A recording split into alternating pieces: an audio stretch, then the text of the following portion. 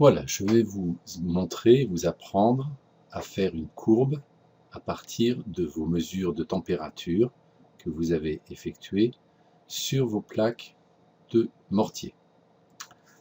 Vous avez donc relevé sur le tableur, vous avez saisi sur le tableur le temps en minutes.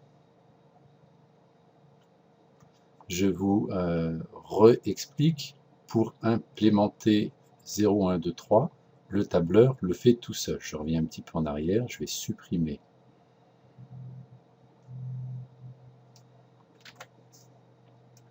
les chiffres.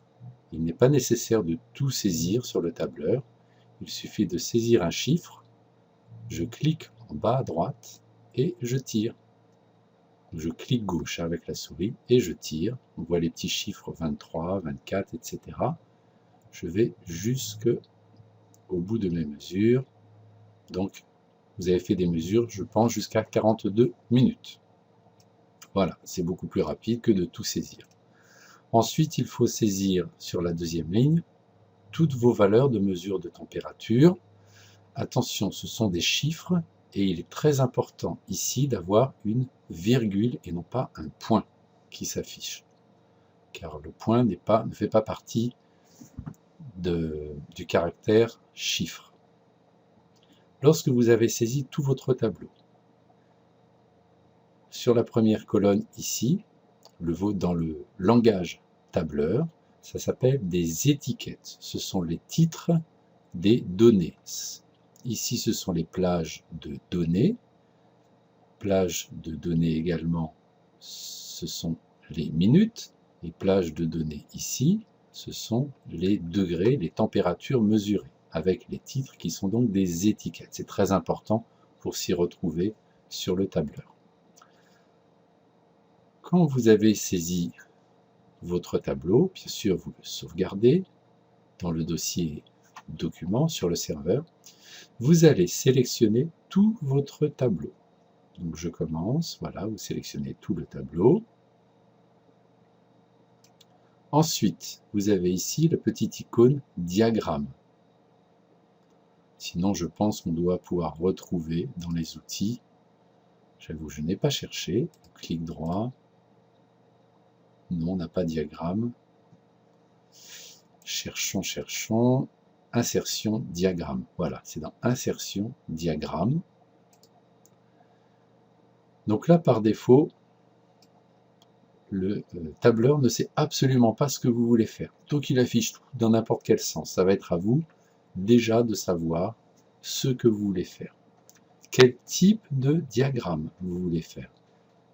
Donc moi, je veux faire un diagramme en ligne, en courbe.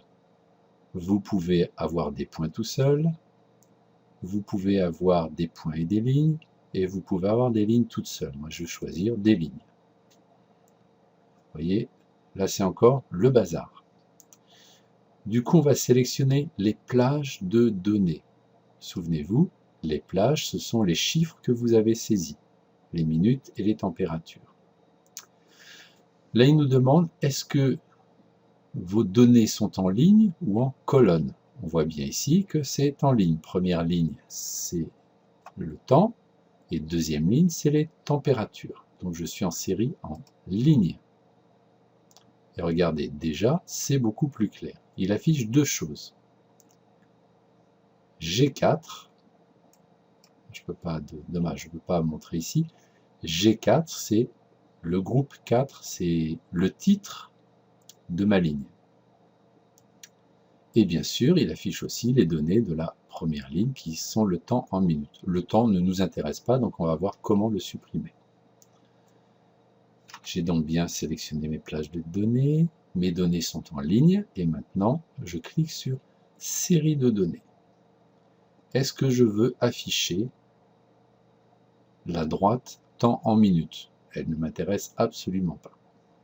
Je vais donc je clique dessus et je fais supprimer. Il me reste ma courbe de mesure G4, c'est effectivement celle que je souhaitais avoir. Ici, vous avez indiqué dans quelle cellule le logiciel va aller chercher le nom. Il va la chercher dans la cellule A. 2 du fichier 5-3. Et ici, les valeurs, il va aller les chercher de la cellule B2 à la cellule AR2. AR, c'est ici, et 2, c'est la deuxième ligne. AR2, c'est ici, et il va commencer à B2, c'est complètement à gauche, ici. Voilà. Donc là, a priori, la mise en forme est bonne. Ici, je pourrais rajouter un titre. Donc, mesure de la température de la plaque de mortier. Vous pourriez ajouter ce que vous avez mis comme mélange, paille, etc. Vous pouvez mettre l'axe des X, le titre. L'axe des X, c'est l'axe horizontal, c'est important de le savoir, ça. L'axe des X, c'est donc le temps. L'axe des Y, c'est la température. Et c'est bien d'indiquer les unités en degrés. Voilà. Donc, où est-ce qu'on veut afficher les légendes? Ça, si vous les mettez où vous voulez. Et je fais terminer. J'ai maintenant mon graphique qui est terminé. Je peux, là on voit que c'est un peu serré, je peux tirer un petit peu sur mon graphique.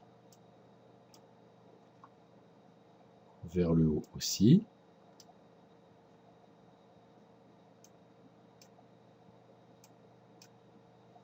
Voilà, donc on a bien l'évolution de la température en fonction du temps. On a bien les légendes. Alors maintenant, comme on commence autour de 20 degrés, ce serait bien, cette partie-là ne nous intéresse pas, entre 0 et 15 degrés.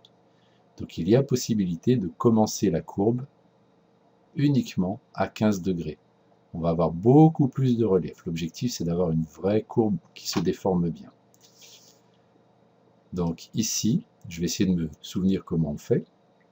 Je clique sur le 15, je double-clique sur le 15, et ici, il me demande quel est le minimum de chiffres à partir duquel je veux commencer. Lui, par défaut, il commence à 0. Et au maximum, la courbe monte. Il pense que ça ne va pas dépasser 35 degrés. Il a mis en automatique. Donc je déclique automatique et je veux dire, je vais commencer ma courbe à 15 degrés. Donc au lieu d'avoir 0 ici, j'aurai directement 15 degrés. Et je valide. Voilà, 15 degrés. Et je vois comme ça ma courbe qui monte, bien qu'il se dessine beaucoup mieux. Voilà. Je peux modifier mon titre si je veux. Et mon sous-titre. Donc paille. Donc je peux mettre matériaux.